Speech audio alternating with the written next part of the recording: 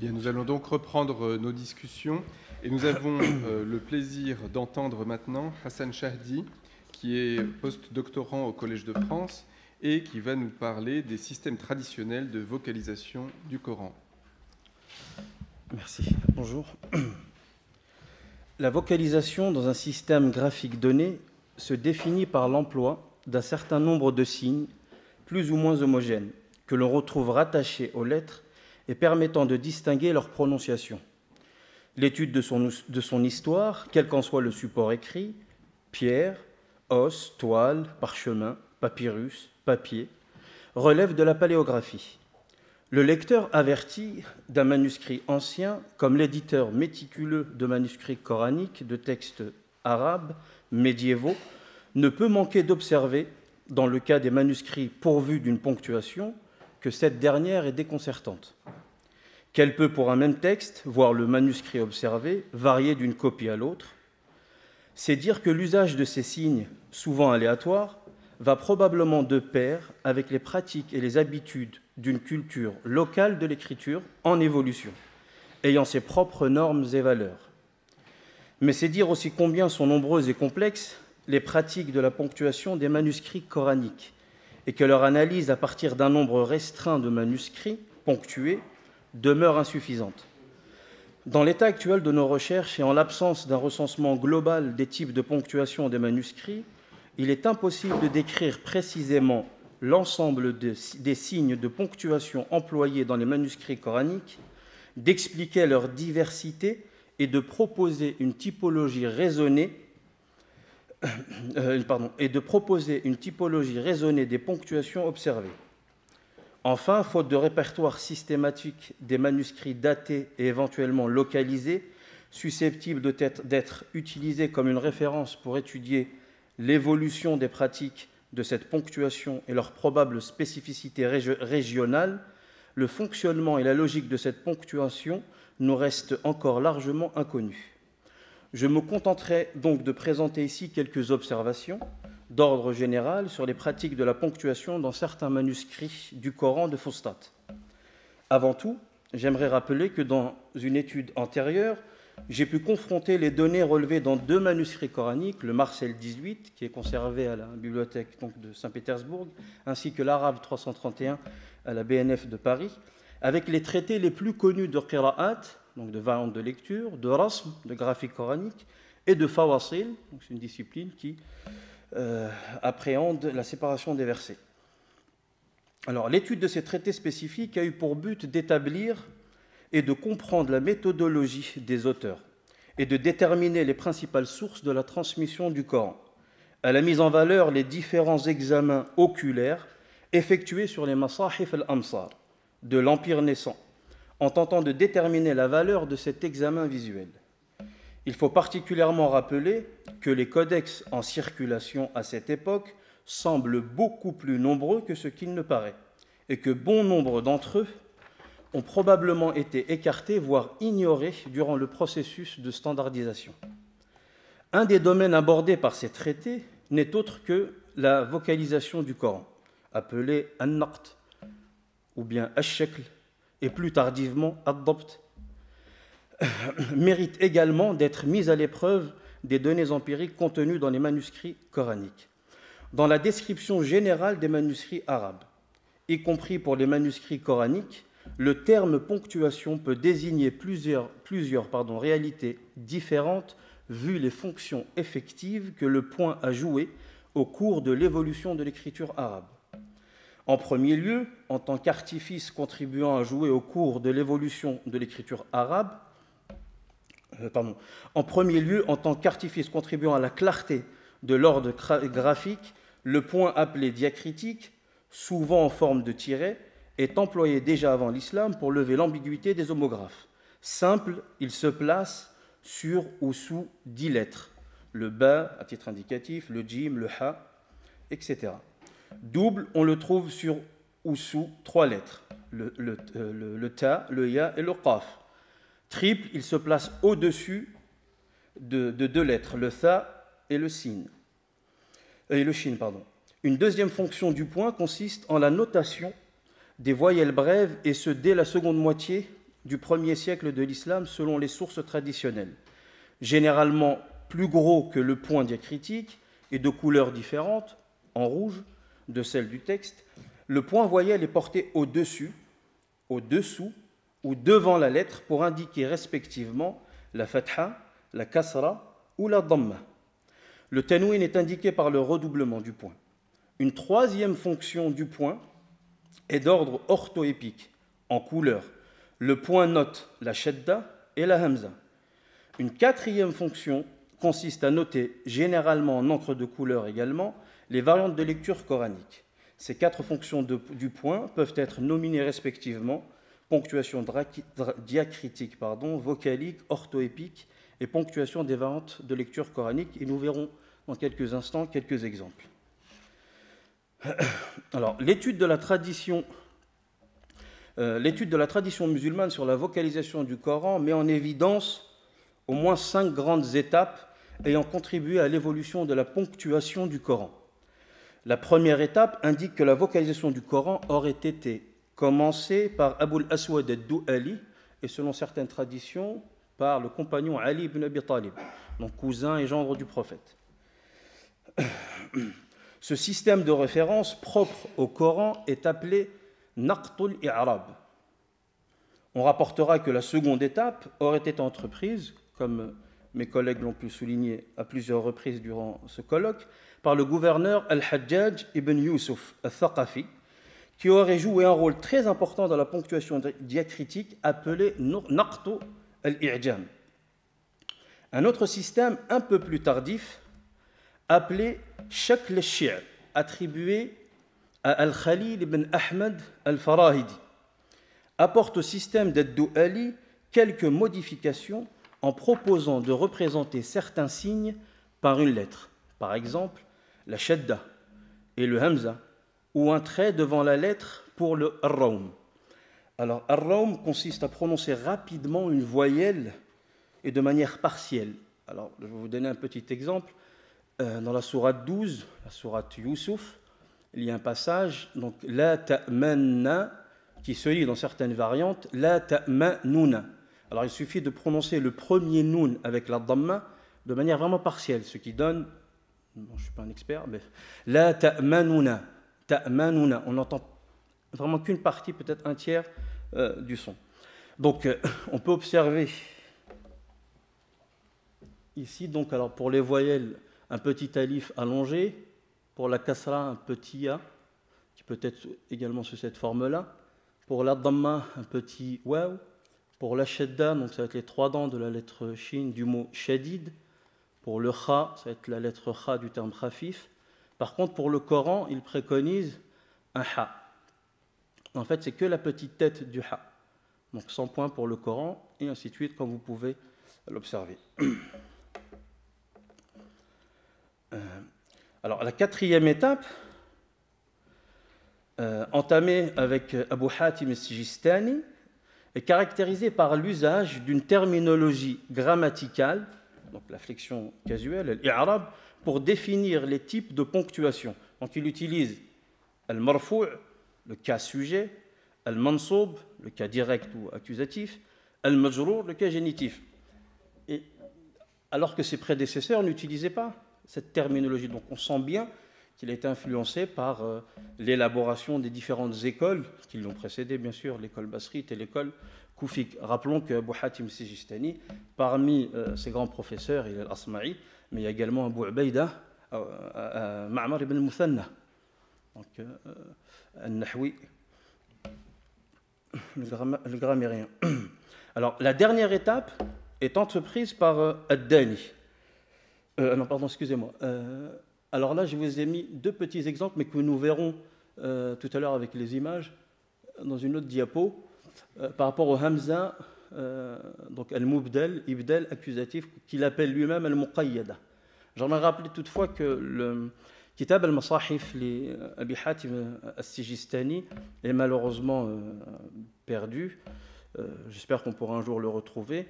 J'avais pu retrouver donc, chez Brockelmann la cote donc, à la bibliothèque de Berlin. Donc j'y avais été, et puis malheureusement, il n'était pas présent. Donc c'était une erreur de Brockelmann. Donc, à titre indicatif, si vous lisez dans Brockelman cette référence, sachez qu'il n'est pas à Berlin. Donc, ne faites pas le voyage. Donc je voudrais rappeler que c'est bien Ibn Abi Daoud, dans son ouvrage également Kitab al-Masahif, qui nous a conservé une partie, puisqu'il le cite à plusieurs reprises, et surtout concernant donc la vocalisation, il y a tout un passage, je crois, si mes souvenirs sont bons, qui doit faire à peu près 6 ou 7 pages. Alors j'ai remarqué qu'Abu Hatim fait rarement mention des couleurs. Il ne l'a fait qu'une seule fois, c'est lorsqu'il y a une juxtaposition de deux hamza. Par exemple, à anta, il propose que la couleur verte représente les variantes de lecture et le rouge, le hamza, contrairement à l'école médinoise, qui le représente en jaune.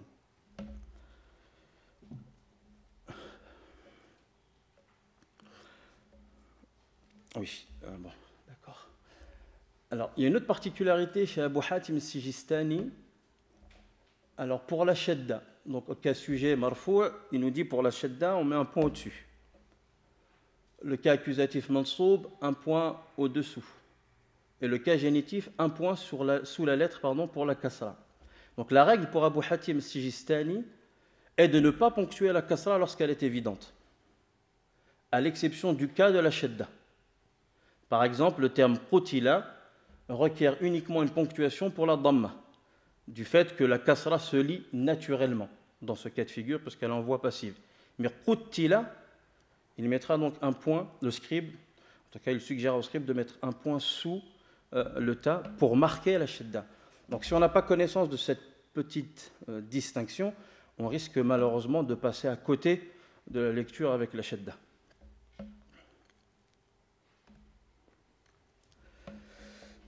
Alors, la dernière étape est entreprise par Ad-Dani.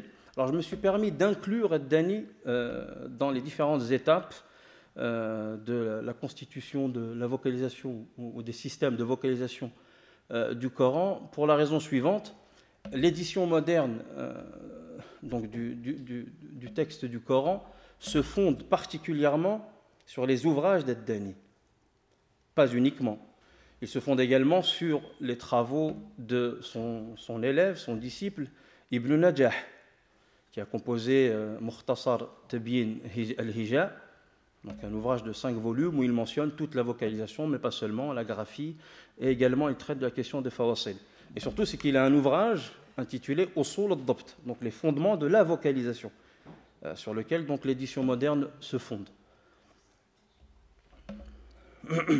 Donc la dernière étape est entreprise par Ad-Dani, qui mentionne dans son ouvrage Al-Muhkam fi Naqt al-Masahif les différents systèmes de ponctuation en vigueur en Irak, donc à Basra, à Koufa, à Sham, Al-Hijaz, et également en Andalousie. Il y fait également mention de systèmes révolus, ça c'est très intéressant, tels que le système d'Al-Qust. Al-Qust, qui est en plus un des professeurs de Shafi'i, pour revenir à votre allocution. Et donc, il mentionne donc un système qui est révolu, qui est différent, voire contraire au système basrite. Je disais tout à l'heure en introduction, le système basrite, donc la dhamma, le son ou, on met un point au-dessus. Un point devant. La fatha, un point au-dessus. La kasra, un point au-dessous. Et apparemment, dans le Mus'haf d'Al-Qust, la fatha est un point devant la lettre.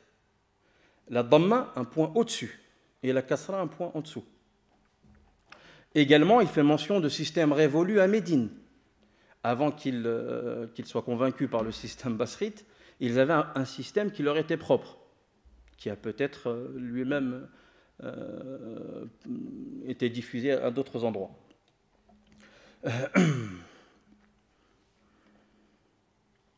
Donc, il y établit dans son ouvrage Al-Muhkam fi Naqt al-Masahif une classification des couleurs employées dans les différentes provinces musulmanes en privilégiant le système médinois, tirant, d'après lui, exclusivement son origine du système basrite, qui utilisait le rouge pour la ponctuation grammaticale et le jaune pour le hamza. Et nous verrons que le jaune pour le hamza, pardon, les différentes couleurs qui sont utilisées dans quelques instants. Rappelons que l'établissement de ces systèmes chez Ad-Dani se fonde essentiellement sur des traditions transmises, marwiyat, et très rarement ou très peu sur l'observation de manuscrits.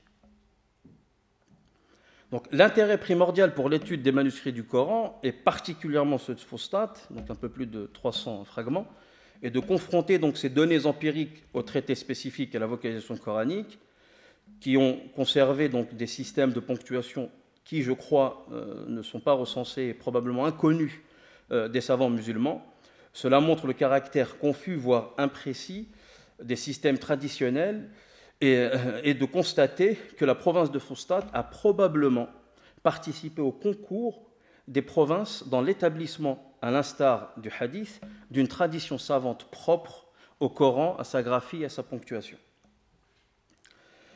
Donc cette confrontation montre que les savants musulmans ont établi une liste apparemment exclusive, voire exhaustive, sans pour autant avoir pris connaissance ou observé un nombre très important de manuscrits. En d'autres termes, cela montre à quel point chez les savants musulmans, et particulièrement chez Ad-Dani, et j'ai pu le démontrer également dans mon travail de thèse, que la tradition al-riwaya est privilégiée à l'examen oculaire. Alors je souhaiterais également préciser que l'emploi des couleurs semble être une particularité locale et non la conséquence directe d'un enseignement exclusif qui tirerait son origine, comme le souligne la tradition de Basra.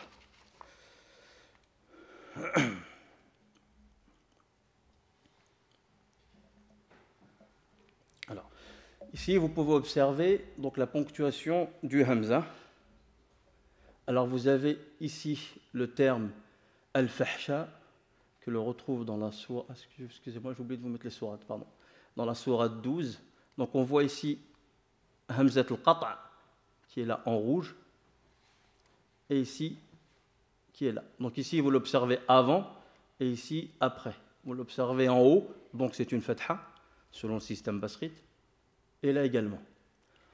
On a donc également une hamza de couleur jaune dans ce manuscrit, donc la'in, et on l'a ici de couleur verte. Alors que Dani, dans le Muhkam, il n'est pas le seul, Abu Hatim Sijistani, comme je l'ai dit tout à l'heure, la couleur verte pour eux est la couleur de la variante de lecture, non pas du hamza.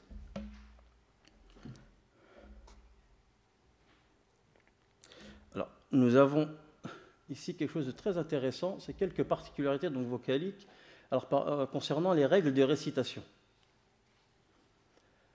Alors j'ai pu relever donc dans le manuscrit A325B donc deux règles de récitation.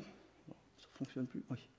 Donc l'idram qui consiste à contracter la lettre Noun, Sakina ou le Tenwin dans la lettre qui lui succède. Bon, il y a deux types d'idram chez les lecteurs. Je vous passe les détails. Donc vous avez ici le mot duburin. Donc ici on a le tenwin, ici il est juxtaposé, donc les deux points en rouge. Et là on a un point vert qui indique qu'il y a une règle de lecture à appliquer. Et pour être franc, Ad-Dani mentionne cette manière d'opérer. Donc ici on a un idram, et ici par contre on a un irfa. C'est le même mot, duburin. Donc c'est une règle qui s'applique, alors qui consiste tout d'abord à dissimuler la lettre Nun, Sakina et le Tenwin lorsqu'elle précède une des 15 lettres mentionnées chez les Qurra, qui souvent sont évoquées dans ce vers de poésie.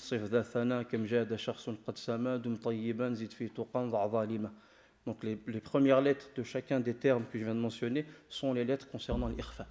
Donc on a la même chose, donc ce qui nous donne ici duburin fin. Alors il y a quand même une petite problématique ou un petit problème, c'est qu'ils sont ponctués de la même couleur alors que ce sont deux règles différentes. Alors, pour quelqu'un qui ne connaît pas la manière de lire, ça va être assez difficile.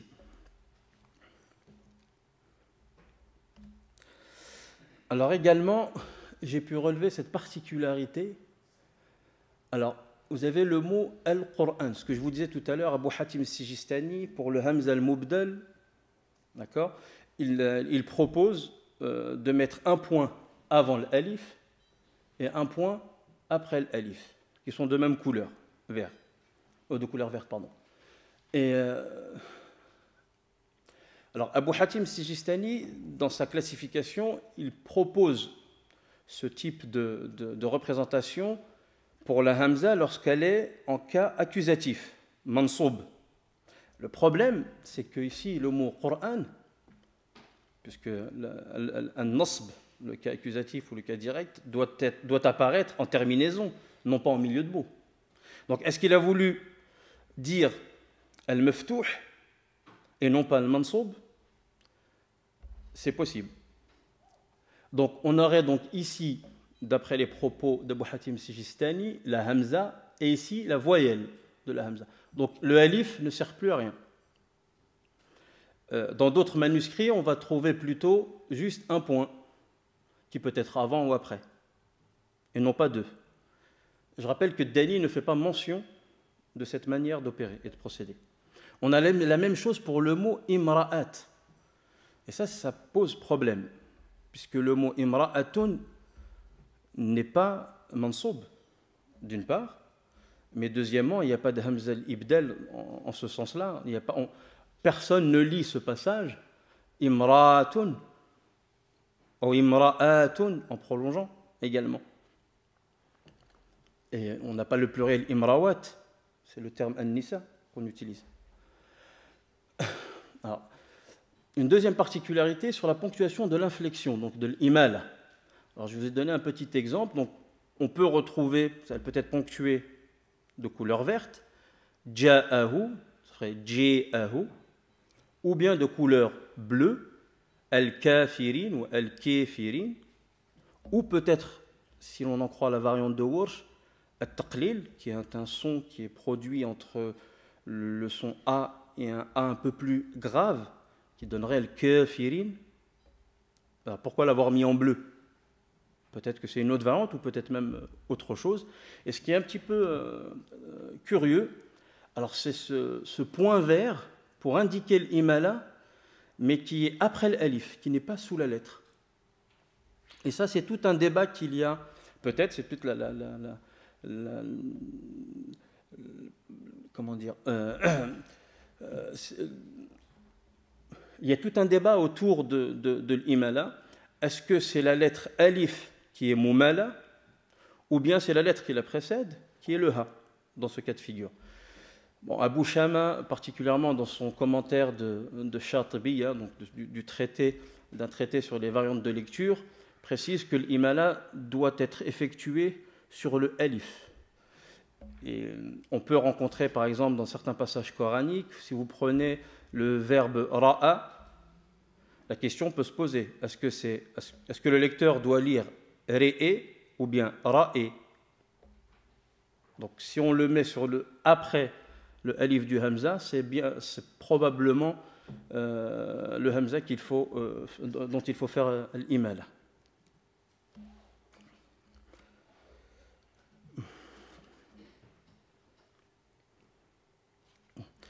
Alors j'aimerais rappeler, quelque chose juste avant.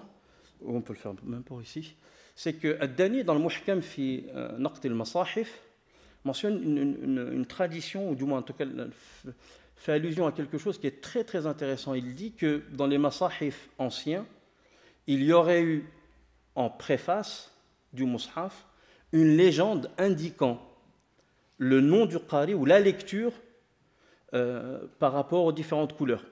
Donc pour chaque couleur, on aurait eu un lecteur. Et je pense que vous avez déjà observé ici, donc on va voir ici donc, la ponctuation des variantes de lecture. Donc vous avez un point vert qui est ici, donc alayhi, alayhu, deux manières de réciter. Vous avez ici également, mais cette fois-ci c'est un point bleu, alayhi, alayhu, qui fait peut-être référence à un lecteur. On a un point jaune. Bon, ici on a deux variantes de lecture, donc la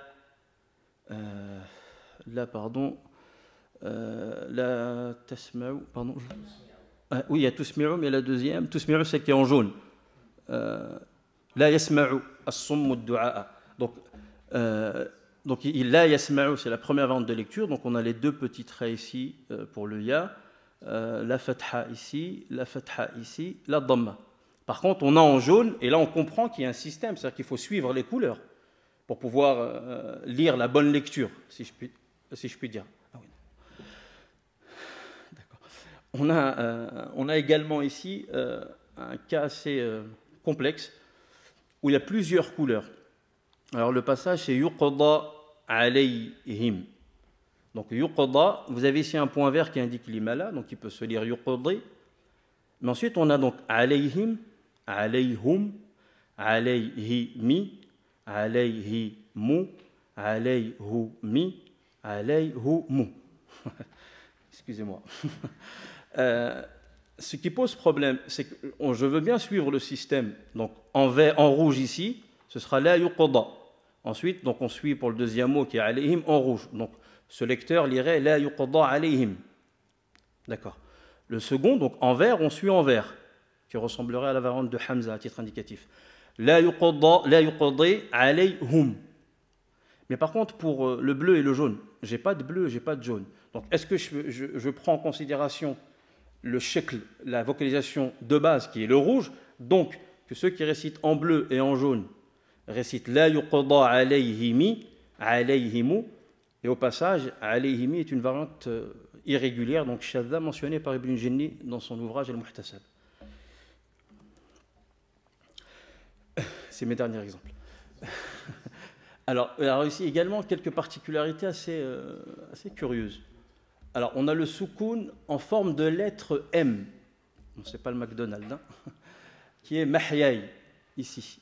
Donc, on a le point rouge donc pour la fatha, et on a une espèce de petit M qui, à mon sens, indique l'absence en fait, de fatha, qui serait mahyay, juste un soukoun. On a également la shadda qui est marquée par un V sous la lettre. Cette manière d'opérer est mentionnée par Ad-Dani. Et on a, alors ça je ne sais pas ce que c'est, j'ai mis peut-être une shadda ou autre chose. Donc la shadda marquée par un losange au-dessus de la lettre, qui est peut-être fattara, bien que je n'ai pas trouvé de lecteur, ni en shadh ou autre, qui réciterait de cette manière-là. En conclusion, alors, la tradition musulmane a recensé quelques traditions locales de vocalisation qui étaient probablement en vigueur à une certaine époque, ce qui expliquerait qu'elle eût été retenue. Les données empiriques montrent que d'autres systèmes ou manières de vocaliser ont subsisté sans pour autant avoir été recensés ou voire connus des savants musulmans.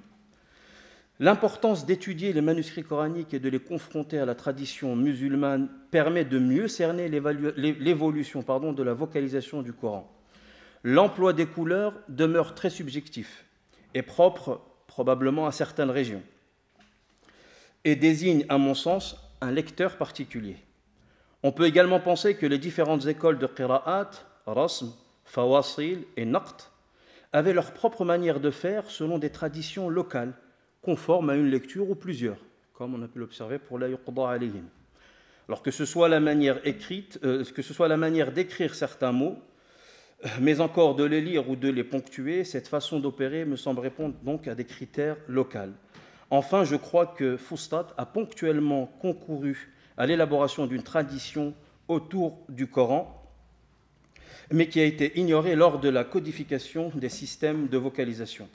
Donc, à défaut d'avoir apporté une typologie raisonnée de la vocalisation du Coran, j'espère avoir montré l'étendue de la complexité de ces systèmes de vocalisation. Merci de votre écoute et de votre attention.